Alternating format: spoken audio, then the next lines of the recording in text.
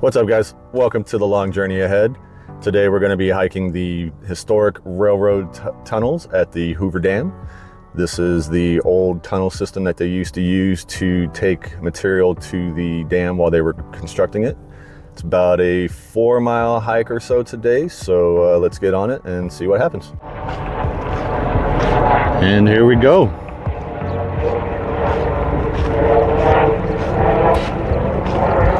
So it's a pretty easy walk to start. No real big hills, big drops.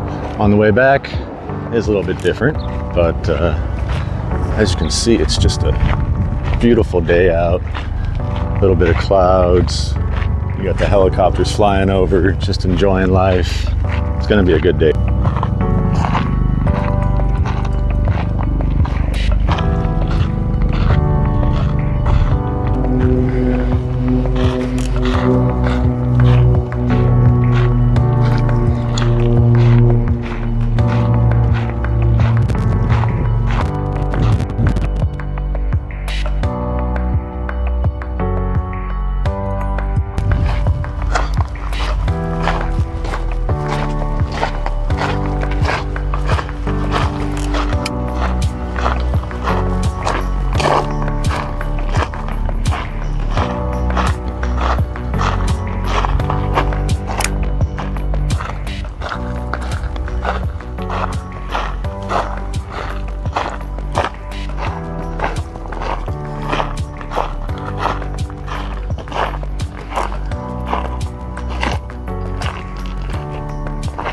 And there's the lake, folks.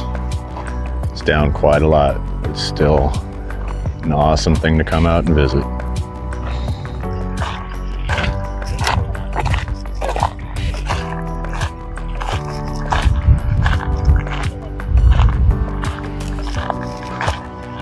So down here, if you can see the little tubes down there, little blocks, those were actually the concrete blocks that were put in place at the dam before they put the pumps in place. So those are basically holding them, holding the spot for them.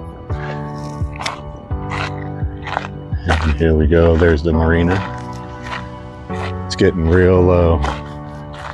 When I first moved out of here 20 something years ago, back in 2005, the water line was, gosh, probably right on the other side of this mountain right here, this little hill. And now you can see how far it's dropping.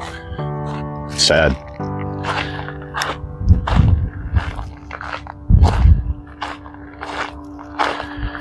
And here we go, coming up on the first tunnel.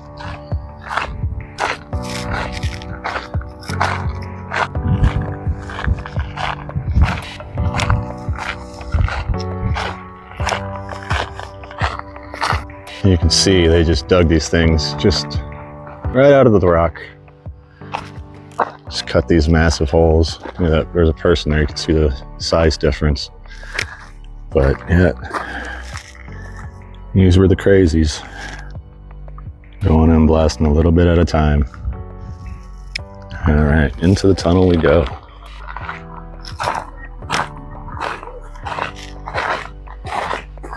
And you can see, I mean, I'm 6'4", and you can see how tall these things are and how wide they are.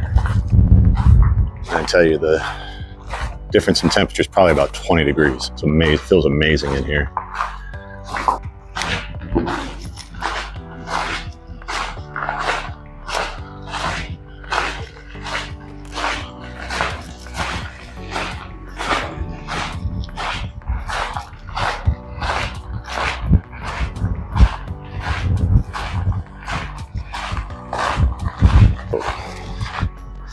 I just wanted to show you this awesome view you get of the lake as soon as you walk out of every one of these tunnels. It's so beautiful. And going into cave number 2. And you may see there's some white stuff up there on the walls because the caves are so much cooler. Bats like to come in here and sleep and nest. You can see, I mean, there's just evidence everywhere of them living. Yeah, it's got to be an easy 20 degrees cooler in here. It's about 80 degrees outside right now, a little bit of wind. And inside of here, you're looking at maybe 60, 65. Nah, maybe not 60, about 65. Feels great. It's a nice little break from the sun. And on this one, because of worries about the roof falling down, they actually have you go through a connector, Connex, to get out. I believe this gets locked at the end of the night so that people just can't come through and get into the farther parts of the trail.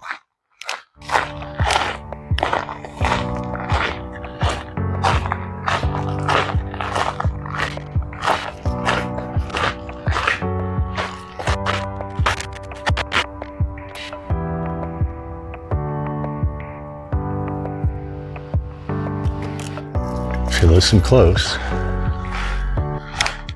can actually hear the bats crying out right now.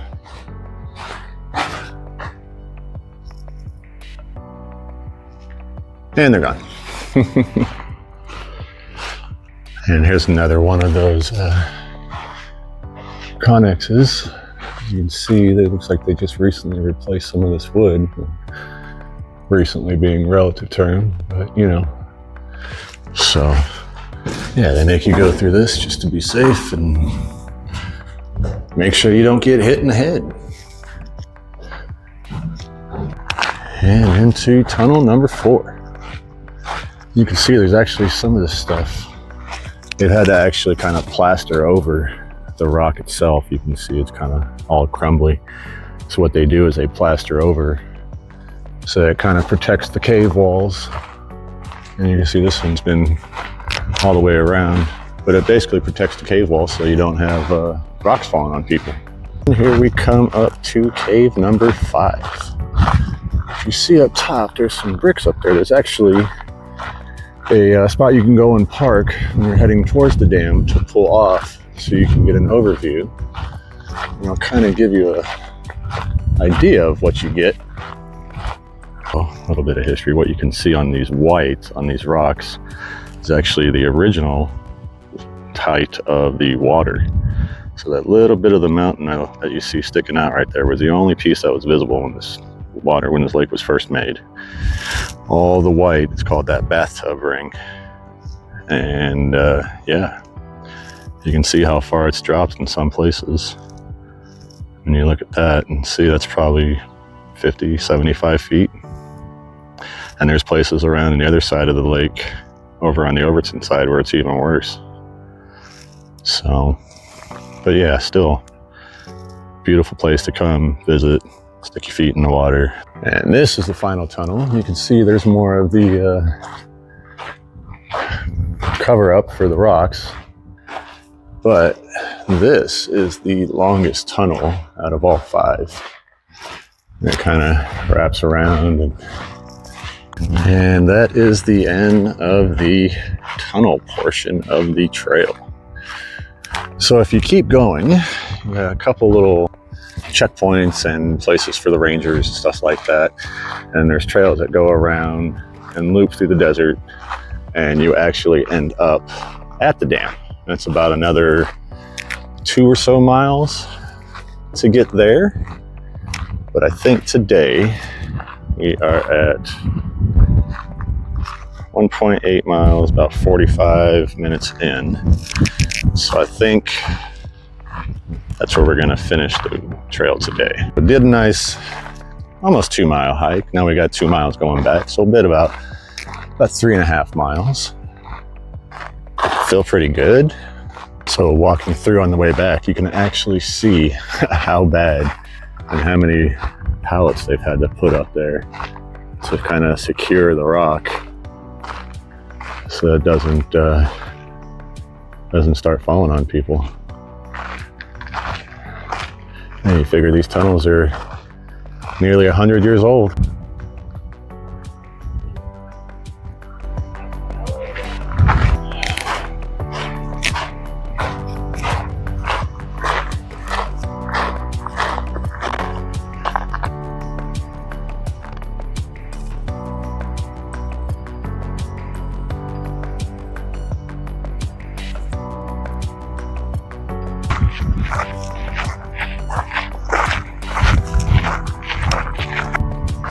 So there's two ways to finish this trail. One way is to continue along this path, and there's a parking lot right around the corner there. Or you go up the way that I came down. You go up the hill, and there's then a couple little hills, and then you get back up to the hotel. So let's start the hike.